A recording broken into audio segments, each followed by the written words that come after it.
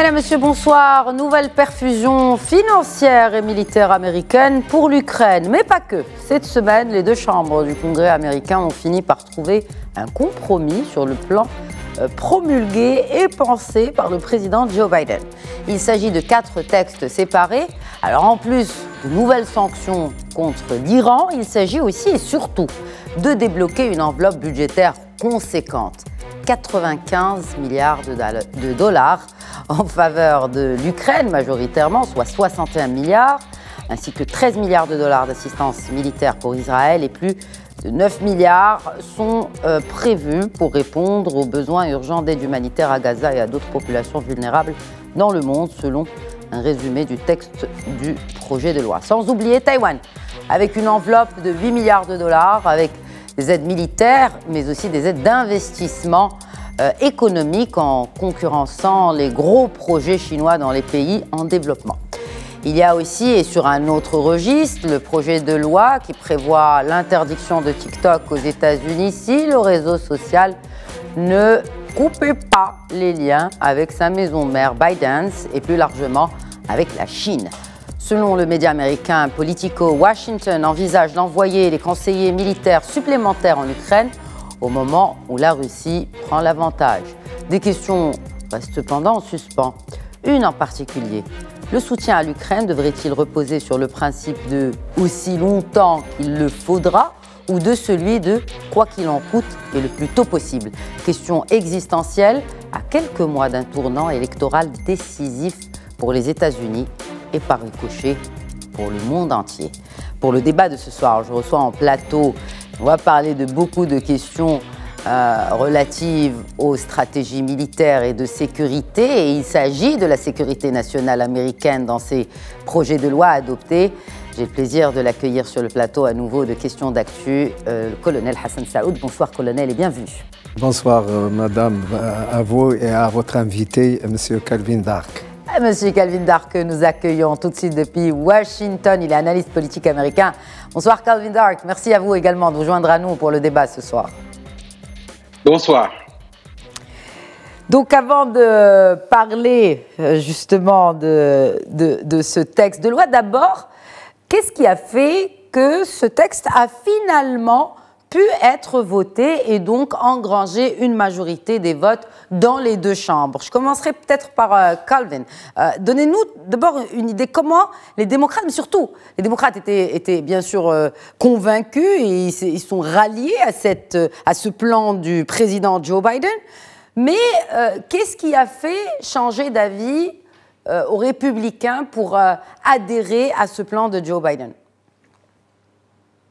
Oui. Je crois qu'il y a deux choses très importantes. La première, c'était la réponse, les attaques d'Iran contre Israël. Parce que on savait avant que le financement militaire pour Israël, c'était dans le même projet de loi avec l'Ukraine et Taïwan, mais il n'y avait pas d'urgence de la part des républicains pour mobiliser dans la Chambre des représentants. Mais après les attaques, parce que leur position électorale, c'est que les républicains soutiennent de manière plus forte Israël. C'était impossible de laisser passer 2-3 semaines avant le vote sur Israël. L'autre chose, c'est que Mike Johnson, conservateur, le speaker, le président de la Chambre des représentants, il était contre tout financement à l'étranger avant le problème à la frontière. Il a dit qu'il faut protéger notre frontière avant la frontière en Ukraine. Mais la Maison-Blanche, avec les républicains au Sénat, ils ont eu une réunion d'informations classifiées, classified information, sur les avantages militaires de la Russie dans leur guerre contre l'Ukraine. Et ça, avec l'exigence d'aider Israël à bouger les républicains. Mais il faut signaler est-ce que normalement, justement, les administrations ne sont pas séparées? Est-ce que, par exemple, la Maison-Blanche peut faire pression sur d'autres départements, notamment de la Défense, pour déclassifier des documents classifiés et les partager avec des sénateurs républicains, comme ce fut le cas là? Oui, oui, parce que dans notre système, on a beaucoup appris ça pendant le mandat de Donald Trump, parce qu'il a beaucoup utilisé ça. Le président est le président seul, il a le pouvoir de déclassifier l'information. OK. Et aussi, il y a, on s'appelle en anglais Group of Eight, le groupe du 8, c'est-à-dire le président, vice-président, le leader dans le Sénat, la Chambre de représentants des deux partis et les autres présidents des commissions.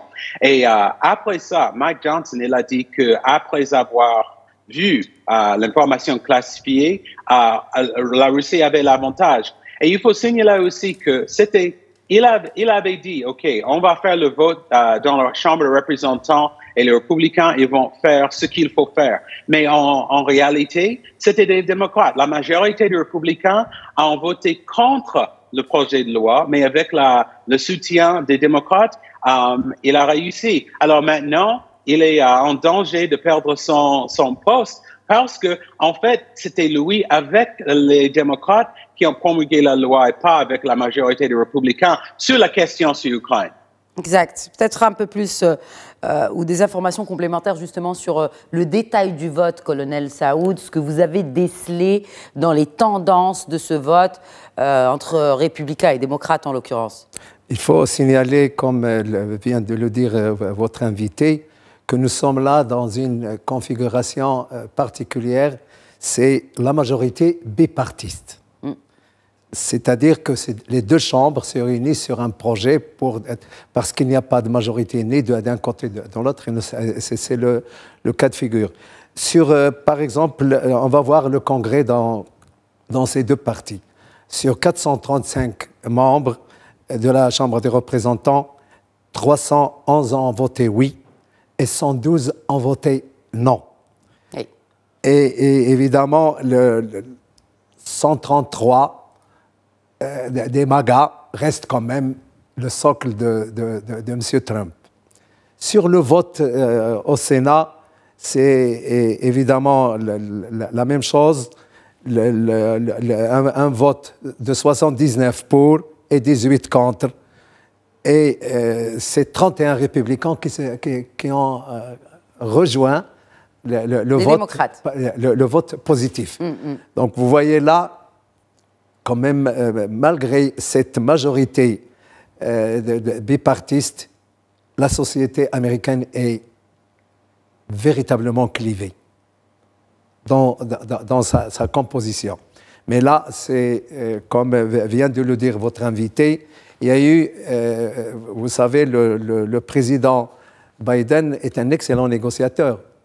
Qu'est-ce qui vous fait dire cela, colonel Saoud? Parce que vous savez ce qu'on reproche un peu aussi à ce président qui est en fonction, au président Biden, c'est que justement, il ne sait pas assez négocier. Bon, du coup, il y a beaucoup de complications. Il a réussi pas mal de négociations, mais là, il a délégué la négociation à des services.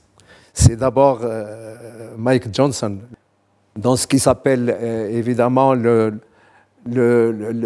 classified briefing, c'est-à-dire le briefing classifié, c'est-à-dire donner des informations secrètes déclassifiées à des responsables pour les aviser sur une situation grave. Et là, les renseignements qui venaient d'Ukraine, étaient graves, à savoir que l'Ukraine risquait une nouvelle offensive et qu'elle était à court de matériel anti-aérien, à court d'obus, à court d'armement et évidemment dépourvu d'aviation.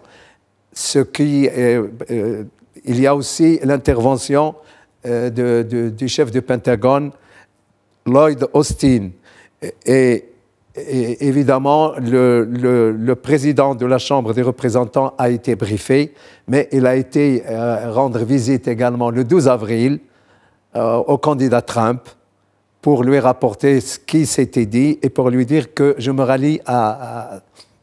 Donc il y a toutes ces interventions en amont qui ont fait qu'ils ont changé, que certains républicains ont changé. Il ne faut pas oublier non plus la visite du président polonais qui a rendu visite à Trump. J'imagine qu'ils ont discuté de ça et on connaît la position de la Pologne par rapport à ce problème. Donc il y a un tas de facteurs qui ont fait qu'on était convaincus que sans l'aide urgente à l'Ukraine, la situation risque d'être irréversible compte tenu du gain de terrain. Zelensky l'a clairement exprimé il y a quelques semaines. Il a dit si vous laissez tomber l'Ukraine, on perd la guerre. Vous avez raison, j'allais y venir, mais il y a aussi l'inquiétude croissante des pays baltes et tout dernièrement la Finlande. Et donc, c'est tout un ensemble d'informations qui est arrivé aux États-Unis pour tirer la sonnette d'alarme sur la gravité de la situation et sur le risque que cela pourrait avoir sur les nouveaux pays de l'OTAN, notamment les pays baltes. Et donc, ça a permis de renverser quand même l'état de choses. Quand on voit, évidemment, les textes qui ont été votés, et vous y avez fait allusion, il y a cette manne financière importante. 95 milliards de dollars, 95 milliards, évidemment, c'est pour l'Ukraine. Mais il faut savoir que... 61 pour l'Ukraine, oui. 61 pour l'Ukraine, mais oui. Elle était quand même assez agencée, de manière à ce qu'elle reçoive directement quelque chose comme 13 à 14 millions.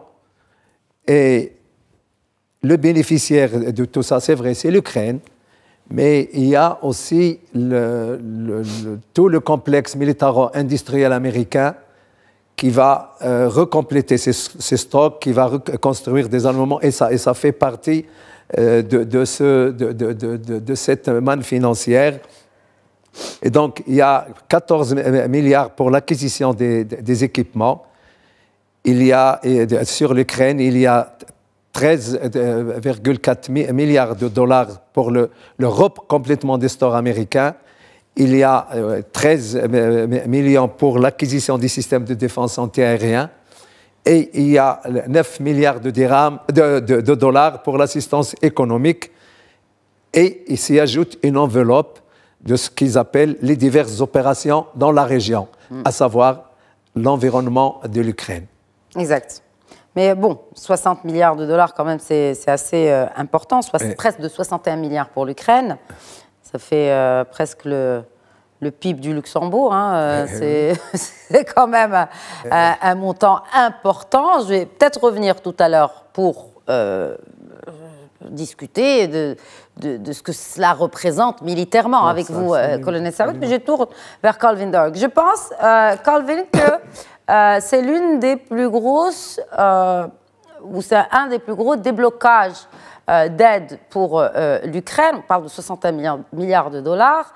Est-ce que cela, parce que colonel Saoud a parlé tout à l'heure de clivage, hein, en tout cas justement de cette politique. Bipolarité aussi hein, de la société américaine, comment cela peut jouer en faveur du candidat, pas du président cette fois, du candidat Biden aux prochaines élections, alors qu'il y a beaucoup d'Américains qui disent, et vous le disiez à juste titre tout à l'heure, vous le mentionniez, parce que c'est le fait de protéger d'abord les frontières du pays des États-Unis d'Amérique.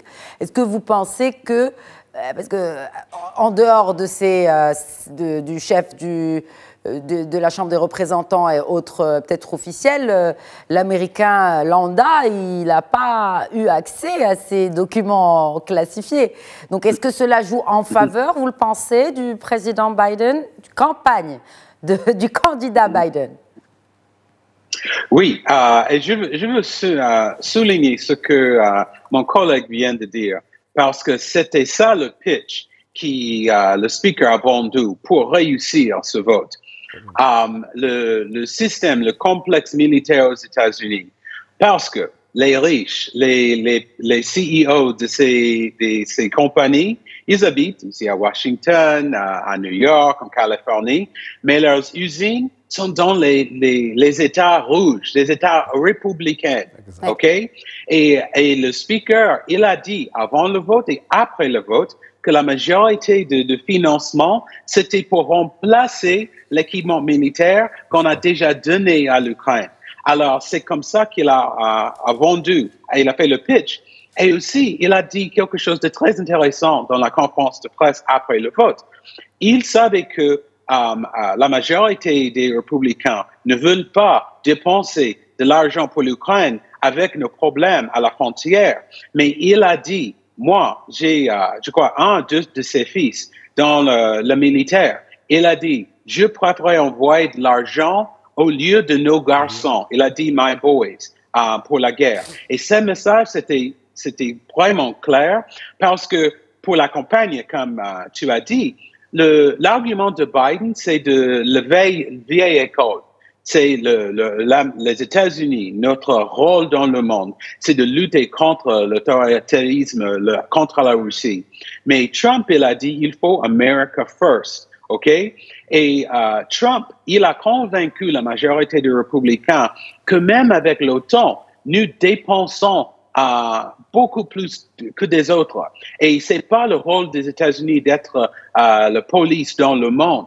Et je crois que pour la campagne, la majorité des républicains sont d'accord avec Trump. Ils ont dit, c'est pas que nous ne voulons pas être le leader dans le monde. Non, c'est pas le cas. Mais on dépense de l'argent pour aider l'Ukraine d'être indépendant, bien que nous avons à peu près 10 000 immigrés sans papier qui croisent la frontière chaque jour aux États-Unis. Alors, par la campagne, pour les républicains de vieille école, pour les modérés de le Parti démocrate qui croient en le rôle des États-Unis contre la Russie, ils vont soutenir Biden. Mais pour ces gens dans les États républicains, ils vont dire non. Trump, il est pour les États-Unis, il est pour les autres pays, nos alliés, mais il préfère aider et fixer et résoudre nos problèmes d'abord. Et ça, c'est un message très fort pour la campagne.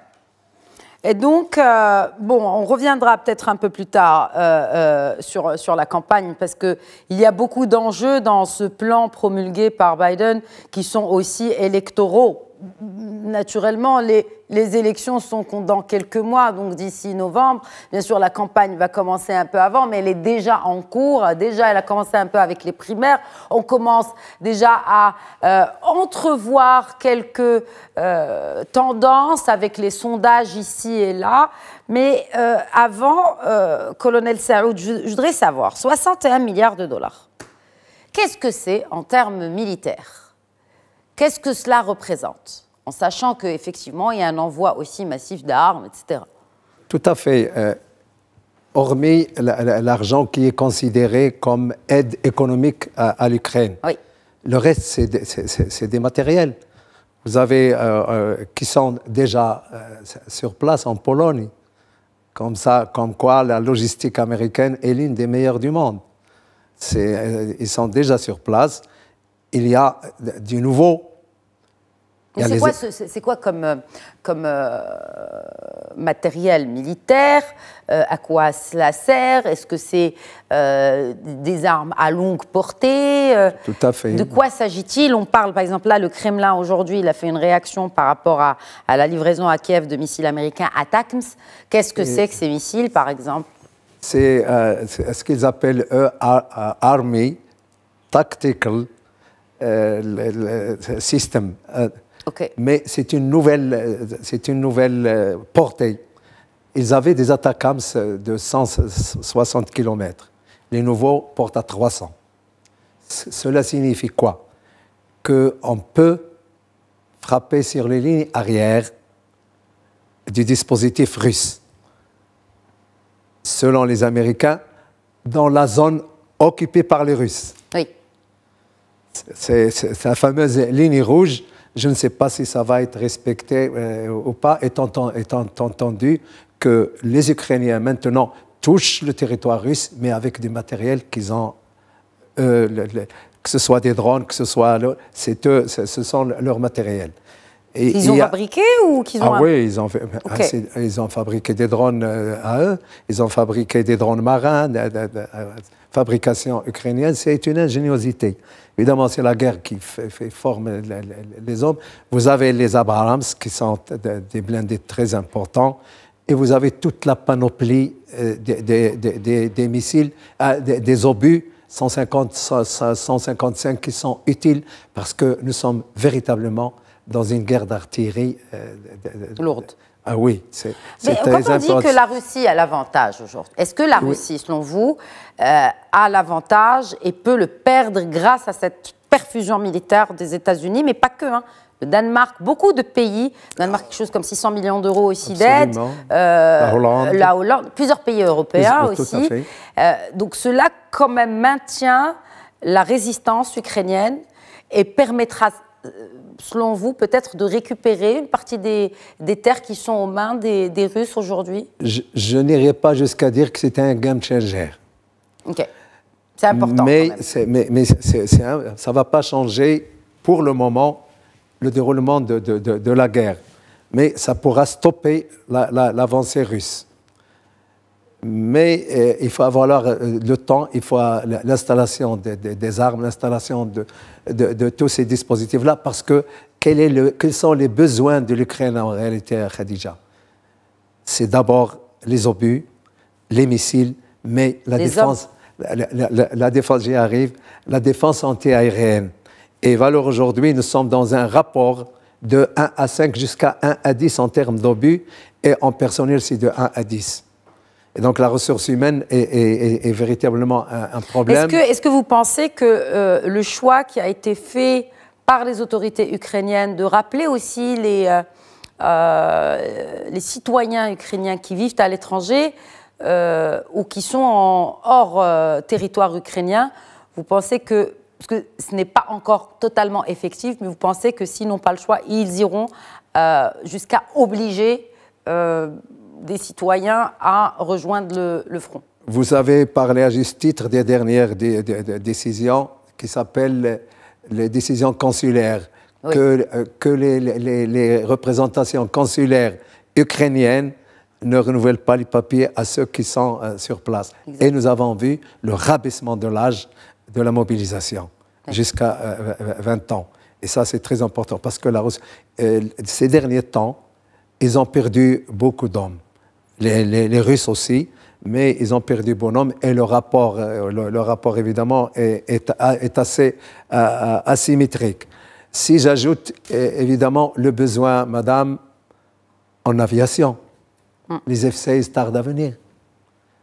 Vous voyez, un pays qui fait une guerre sans appui aérien, c'est un gage important.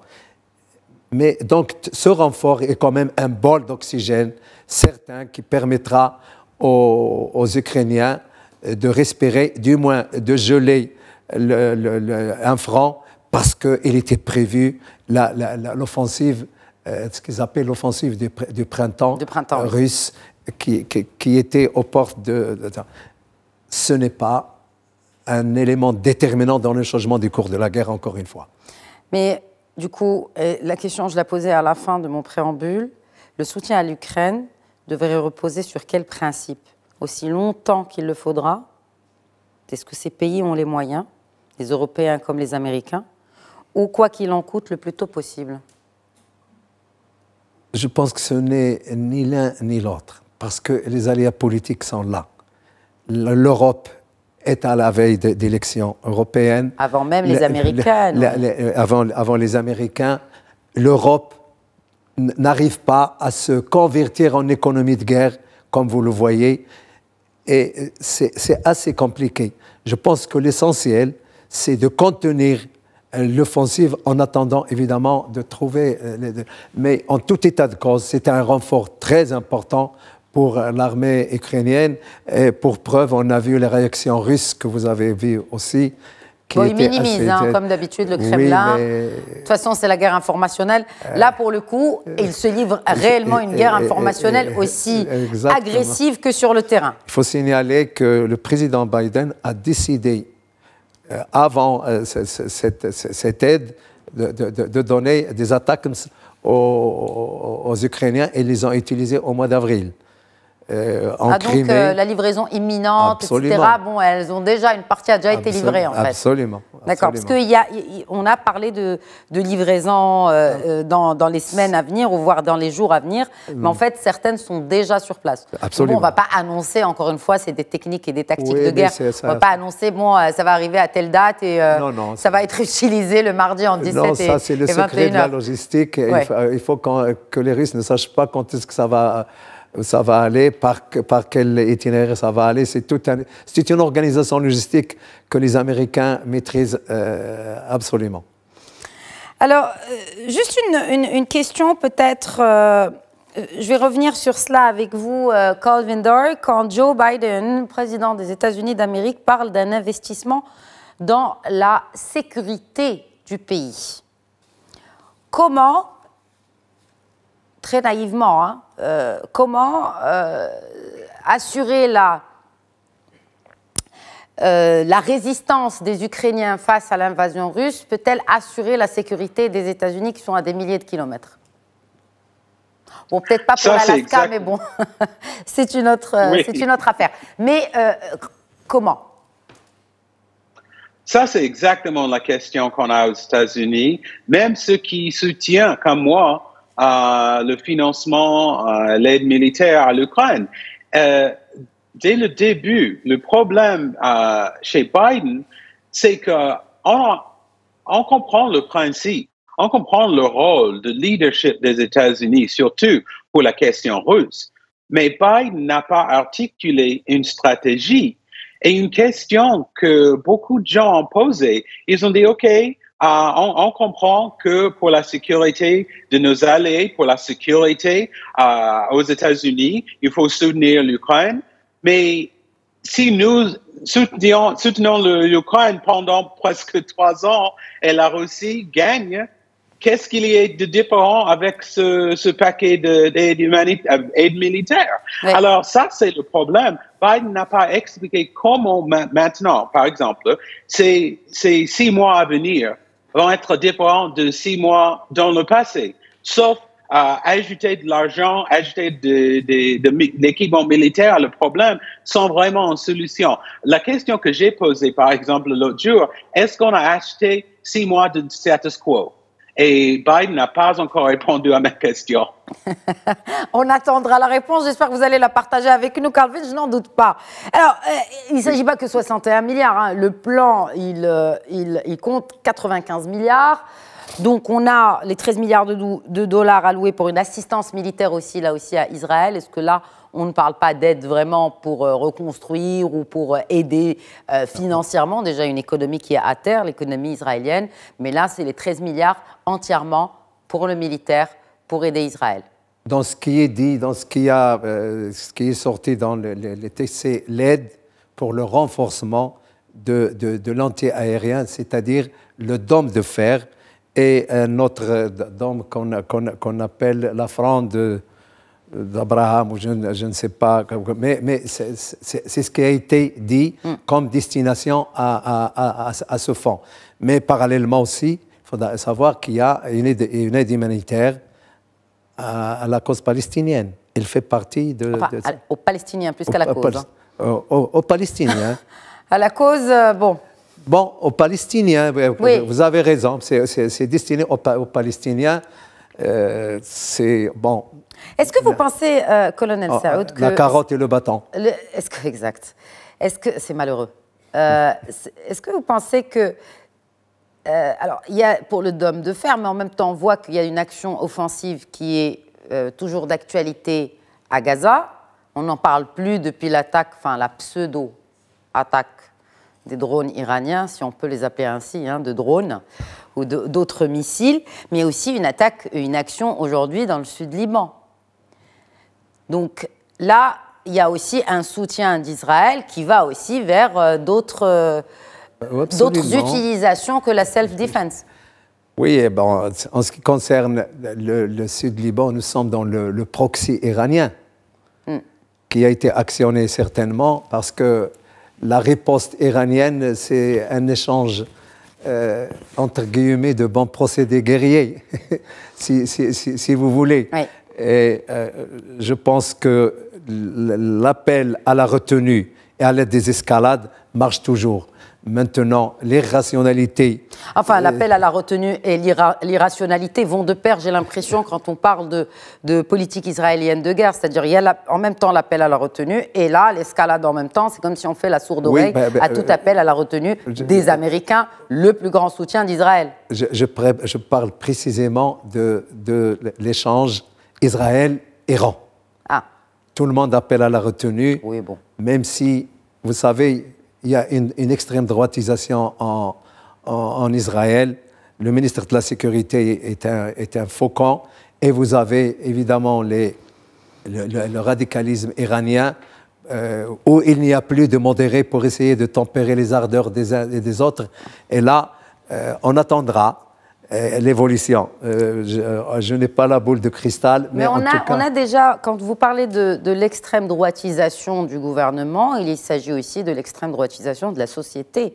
On parle de bipolarité de la société américaine. Si on devait parler aujourd'hui de la société israélienne après le 7 octobre, il y a aussi... je ne dirais pas qu'on va vers les extrêmes, mais les extrêmes sont beaucoup plus audibles, sont beaucoup plus convaincants, même vers les centristes. C'est eux qui dirigent. Même vers les gens de... Comment ? C'est eux qui dirigent maintenant. Absolument.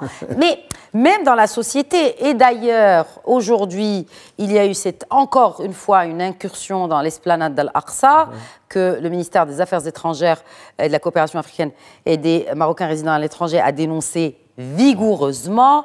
Donc là, on sent qu'on est en train de pousser petit à petit les limites. C'est-à-dire, même si ce n'est pas une action officielle, ce sont certainement des orthodoxes ou des gens vraiment de l'extrême droite israélienne, mais ils sont là et les forces israéliennes ne font rien pour les arrêter, pour ne pas encore déclencher, ou en tout cas, c'est une provocation, une énième provocation des Palestiniens, notamment d'Al-Aqsa. Non contenue par le pouvoir israélien. Mais c'est cela, c'est comme cela. Vous venez de oui, le dire. Oui, tout à fait.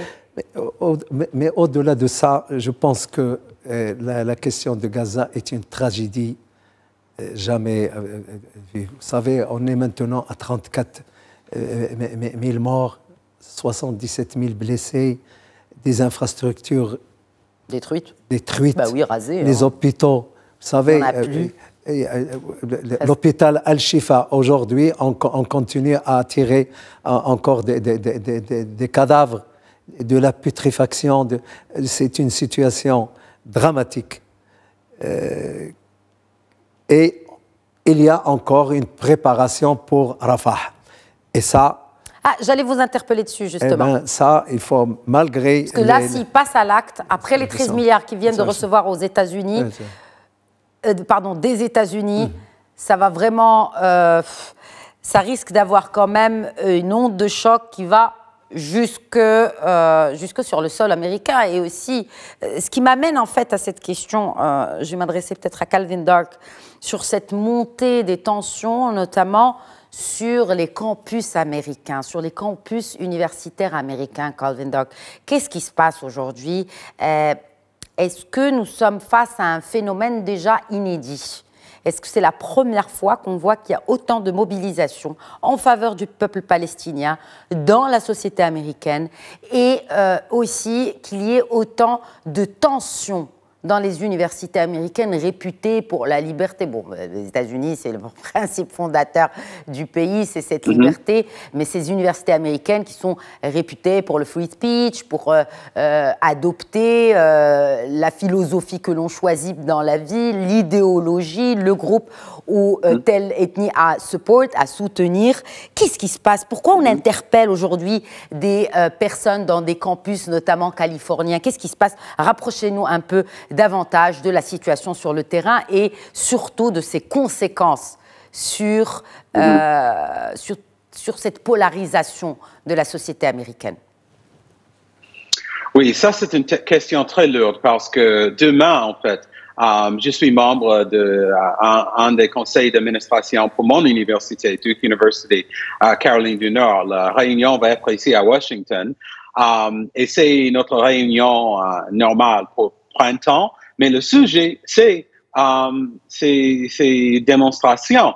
Parce que le problème, c'est que pendant le mandat de Trump, on a eu la même situation, mais le cible, c'était les étudiants noirs. Il y avait des manifestations des groupes racistes qui disaient qu'ils avaient le droit de s'exprimer contre les changements de la société. Il y avait une réaction très forte contre ça, contre le racisme.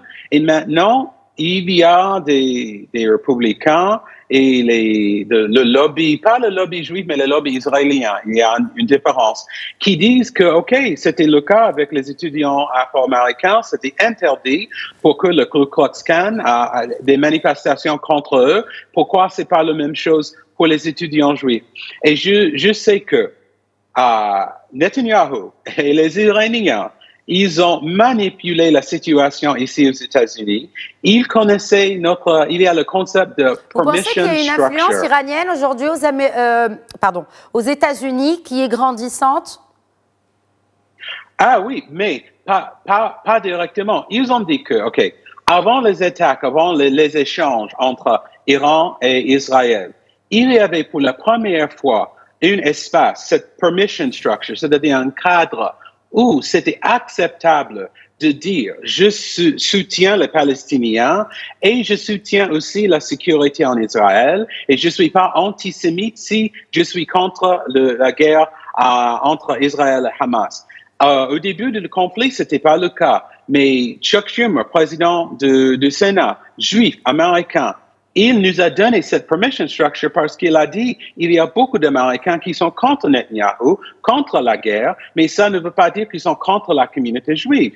Mais après les attaques, la ligne rouge aux États-Unis, c'est la sécurité d'Israël. Et c'est pour ça qu'on a fait l'aide humanitaire. Il y avait un compromis que la majorité des démocrates ont soutenu l'aide à Israël sans condition s'il y avait des humanitaires pour les Palestiniens. Et maintenant, j'ai peur s'il y a l'attaque à Rafah, c'est très compliqué maintenant parce que Netanyahu, il nous a dit pendant 6 mois, la guerre, c'est pas contre les Palestiniens, c'est pour notre sécurité et maintenant, il a la preuve. Pour la question pour les universités et les étudiants, le problème que j'ai, la majorité des étudiants, leurs objectifs, même il y a des étudiants juifs dans les manifestations contre la politique américaine dans la guerre entre Israël et Hamas. Mais il y a des groupes, et je crois que c'est ça le rôle d'Iran, où il y a des slogans comme Death to Israel, Death to Jewish Students. Et, exact. Oui, ils sont la minorité, mais si je suis étudiant juif et je dois... Calvin, il dit, je suis pas contre les étudiants juifs, je suis contre le plan Netanyahu à Gaza, mais il y a un autre étudiant à côté de moi qui en dit, from the river to the sea, ça, pour les étudiants juifs, ils disent que ça, c'est une menace. Je crois pas que la société américaine est assez sophistiquée pour faire la différence. Et maintenant, il y a des étudiants contre Israël. Selon les républicains, ils sont antisémites et vice-versa. Et c'est pour ça qu'il y a le problème sur les campus aux États-Unis. Est-ce que, selon vous, à quelques mois des élections aussi, il y a cette question qui risque vraiment de peser sur les élections, contrairement aux autres élections où il y avait des tensions au Moyen-Orient, où il y avait des tensions plutôt au Proche-Orient. Mais là, vraiment, on a l'impression, en suivant un peu les débats aussi sur les médias américains, mais aussi sur les réseaux sociaux, on a l'impression que cette guerre aujourd'hui risque d'être aussi décisive en novembre pour le prochain président des États-Unis. Et là, vraiment, ce serait historique et inédit. C'est-à-dire un conflit va finalement décider... C'est pas les États-Unis qui vont décider d'un conflit, mais là, pour le coup, est-ce que ce ne sera pas un conflit qui risque vraiment d'être décisif dans le choix du prochain leader de la première puissance mondiale? Oui, et j'ai les trois dynamiques. Et c'est pas très connu en dehors des États-Unis, mais voici la situation. Yeah. Comme avant, la politique étrangère n'est pas une priorité pour les électeurs américains. Exact. C'est pas le cas, OK? Ça, c'est une chose. Mais deuxième chose, et j'ai vérifié les chiffres avant le programme pour vraiment, il y avait entre 80 000 et 100 000 votes qui a fait la différence pour les élections en 2020. Biden, il a gagné 7 millions de votes plus de Trump. Mais dans notre système électoral, il y avait 100 000 votes dans à peu près 6 ou 7 États swing qui a vraiment changé l'élection. Ça, c'est dynamique 2. Et si, par exemple, dans ces campus, s'il y a 100 campus aux États-Unis et il y a 500 étudiants sur chacun qui disent que je ne soutiens pas Trump parce qu'il est pire que Biden pour le Moyen-Orient, mais je reste à la maison parce que j'ai des problèmes, parce que la situation humanitaire contre Biden, ça peut être la différence. OK? Alors, c'est pas que la question c'est si important, c'est inédit. Non, c'est que ces petits changements pour les électeurs peuvent changer la situation. Et la troisième chose, et ça c'est pour les jeunes, j'ai parlé à beaucoup de jeunes. Je suis allé à Dearborn, Michigan, le epicenter de Abandon Biden Movement de la communauté arabo-américaine. Si Biden avait dit, voici ma position, je suis pour Israël 100%, si vous n'êtes pas d'accord, il faut voter contre moi et choisir autre candidat. S'il avait fait ça, il y aura un mouvement contre le oui, mais pas assez fort. Le problème avec les gens, les jeunes, l'hypocrisie pèse plus lourd que la position. L'hypocrisie, c'est le problème. Que Biden, maintenant, chaque jour, il dit aux étudiants sur TikTok, dans les discours de la campagne, il est contre Netanyahou. Il a bien engueulé Netanyahou sur la situation humanitaire. Il soutient l'État, la solution de 2 États. Mais il oublie que les étudiants ont accès à l'Internet. Ils peuvent voir ce qu'il fait en réalité. Exact. Et cette hypocrisie, c'est le problème parce que Biden avait se retiré de la vie politique après être vice-président. Mais il est entré dans la politique contre Trump en 2020 parce qu'il a dit il faut restaurer la dignité et le sens moral à la Maison-Blanche. Et maintenant, il a des questions pourquoi les jeunes sont contre lui parce que sa politique. Et ça, pour ça, ça peut vraiment changer l'élection. Autre chose qui peut changer aussi l'élection, c'est ce TikTok ban, et ça fait également partie de quelque chose, j'ai envie de dire, d'assez inédit aussi, Colonel Saoud. C'est cette... Est-ce que la Chine aujourd'hui mène à son tour, j'ai envie de dire, une guerre, une sorte de guerre d'influence contre les États-Unis sur son propre sol, avec les dizaines de millions d'utilisateurs de TikTok aux États-Unis? Évidemment, la cyberguerre, elle est prégnante entre ces deux pays-là. C'est quoi la cyberguerre pour les gens qui ne sont pas très connaisseurs des techniques? Comment cela se passe? Est-ce que c'est des techniques de manipulation, de fausses informations? Comment? C'est assez hybride aussi.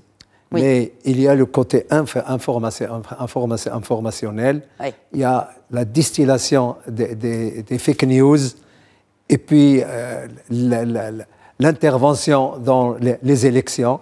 Vous vous rappelez les élections de la dernière fois où oui. la Russie était bien impliquée. Oui. Et donc c'est un tas de processus dans la politique. Mais il y a aussi cette guerre économique.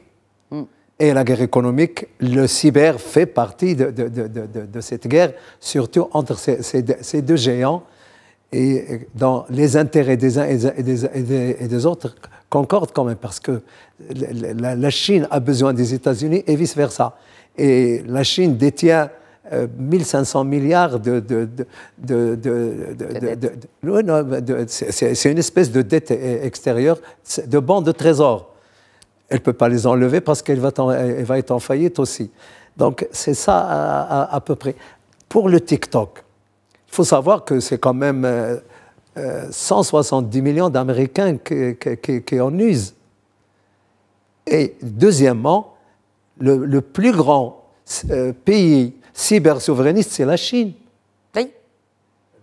Depuis 2009... Quand vous dites cybersouverainiste, ça veut dire ByteDance, donc la maison mère de TikTok, qui est chinoise, même bien si sûr. Bon, ils disent que le management et puis les fonds sont aussi sur le sol américain, que la donnée ne sort pas du sol américain. C'est ça les arguments de défense de ByteDance. Donc ce que vous dites dans le souverainisme, c'est que jamais la Chine ne va vendre. À mon avis, non. Je vais vous dire pourquoi. D'abord, c'est elle qui a interdit Facebook, Twitter, et puis Instagram, Google, Wikipédia, name it. Et tout dernièrement. Enfin, ils ont accès à rien si ils utilisent leur propre VPN en Chine. Et tout dernièrement, évidemment, le WhatsApp. Exact. Vous savez, quand vous allez en Chine, il y a un édifice de cybersécurité qui dépasse les 20 000 personnes. Oui. Mais pas pour la sécurité, c'est pour autre chose, c'est pour le travail justement de guerre économique. Et il faut savoir que l'Internet souverain chinois est écrit en mandarin. Allez le traduire. Bon, il y a de plus en plus d'étudiants aussi étrangers qui apprennent le mandarin. La masse d'informations est très compliquée. Oui, absolument. Mais vous avez dit quelque chose d'intéressant. Si la Chine, Calvin, la Chine interdit Facebook, ça se comprend. WhatsApp, Instagram, enfin Meta de manière générale, on ne fait pas de pub, mais bon, c'est là, ils sont là. Comment le pays libre que sont les États-Unis peuvent interdire un réseau social? Oui, premièrement, je dois dire de manière personnellement, grâce aux créateurs marocains sur TikTok, je suis au courant de l'argot Derija Maghrebia, la nouvelle recette pour la cuisine marocaine. Alors, pour moi, TikTok est essentiel. Mais pour le projet de loi et maintenant la loi contre TikTok, l'objectif, c'est politique. Pourquoi? Une des faiblesses pour Biden, selon les républicains, c'était qu'il n'était pas sérieux quand il s'agit de la menace de la Chine. OK? Et Biden savait qu'il faut se méfier parce que nos relations économiques, c'est très difficile à manipuler ça. Alors, avec TikTok, c'est facile. Et Biden, il dit que son argument, c'est « TikTok, c'est pas le problème, mais il y a une menace sécuritaire, la cyberguerre possible avec la Chine. » Le problème, c'est que il dit ça sur TikTok quand il essaye de gagner le soutien des jeunes sur TikTok maintenant. Je suis allé sur la page TikTok de Biden et lui, Kamala Harris, il publie des vidéos. Alors, s'il veut convaincre les jeunes que le TikTok ou la maison mère chinoise de TikTok, c'est vraiment la menace, mais ils sont en train de faire la campagne sur TikTok. Ils n'ont pas le choix. Les gens savent, oui, et les gens savent qu'il y a les raisons politiques. Et je dois signaler aussi que Donald Trump, il est très, très doué avec la manipulation de la culture américaine. Parce que maintenant, sa stratégie, maintenant jusqu'à novembre, c'est de ne pas avoir des positions claires. Et c'est pour ça qu'il gagne dans les sondages. Par exemple, pour l'avortement, il a dit, je suis pas contre, je suis pas pour. Il s'agit de la décision des États. Des États. Okay? Oui, pour TikTok. C'est lui qui a essayé de faire le executive action de stopper TikTok quand il était président. Mais maintenant, il a dit, oui, je comprends les jeunes, ils ont beaucoup de leurs petites entreprises sur ça. C'est vraiment la honte que Biden a fait ça contre tous ces jeunes parce qu'ils savent que ces jeunes vont pas changer le vote pour Trump. Ça, c'est impossible. Mais ils savent que s'ils restent à la maison, ces partisans MAGA, ils vont voter. Ils vont voter 100%. Alors, sa stratégie, c'est de décourager les jeunes de soutenir Biden, soit pour Israël-Gaza, soit pour TikTok, ou soit pour le fait qu'il n'a pas réussi avec son plan de fixer le système des prêts éducatifs pour l'université. Et il a réussi ça. Il est en train de réussir. Même, il est dans son procès criminel scandaleux maintenant, il gagne dans les sondages parce qu'il sait comment manipuler la société américaine avec un non-position. Alors, avec un nom aussi, bon, on va terminer peut-être sur ça, une note un peu légère, mais bon, qui n'est pas si légère que cela. Taylor Swift va-t-elle faire basculer ces élections américaines? Ça peut vraiment relever d'un film américain, mais c'est la réalité aujourd'hui. Beaucoup d'analystes en parlent. Cette artiste américaine qui est aujourd'hui la plus populaire, est-ce qu'elle peut jouer en faveur des démocrates? Oui, sans doute. À tel point qu'il y avait un groupe de républicains dans la Chambre des représentants qui a étudié la question s'il y avait des lois contre l'influence de Taylor Swift pendant le Super Bowl. Pourquoi? Le Taylor Swift, il ne faut pas que, par exemple, dire « je suis pour Joe Biden, il faut voter Joe Biden ». Ça, ce n'est pas le jeu. Elle ne va pas faire ça parce qu'elle ne veut pas affecter son soutien parmi les républicains. Ce qu'elle va dire à ces jeunes, il faut voter, OK? Elle a fait ça pendant les élections de 2020. Oui. Et 2020. Je crois qu'après 48 heures, plus de 3 millions de jeunes ont fait l'inscription pour voter. Oui. Exact. Et la campagne Trump savent que la majorité de jeunes vont voter pour les démocrates. Alors, elle ne doit pas dire « je suis pour Biden ». Si elle dit justement « il faut voter », ça c'est la responsabilité des citoyens, ça va écraser la campagne de Trump. Et c'est pour ça qu'ils ont peur. Merci beaucoup, Calvin Dark. En tout cas, excellente analyse comme d'habitude. Et c'est sûr que, en fait, c'est chaque jour, chaque heure, il y a de nouvelles surprises. Vous avez parlé de ces trials, de ces affaires que traîne, de ces affaires judiciaires que traîne le candidat Trump. Dont celle justement de l'immunité qui se traite en ce moment même au niveau de la Cour suprême et d'autres d'ailleurs. Mais en tout cas, c'est sûr qu'on va vivre un feuilleton électoral en marge et avant même ces élections présidentielles américaines qui est des plus palpitants et ce sera certainement avec vous pour nous rapprocher davantage de ce grand rendez-vous clairement dans la démocratie mondiale. Merci beaucoup, Calvin Dark. Je vais avoir un doctorat en loi avant que ça c'est fini avec Trump. C'est sûr. Merci. Merci beaucoup. Merci à vous également, colonel Hassan Saoud. Marhaba, toujours un plaisir. Et merci à vous de nous avoir suivis. Très bonne soirée à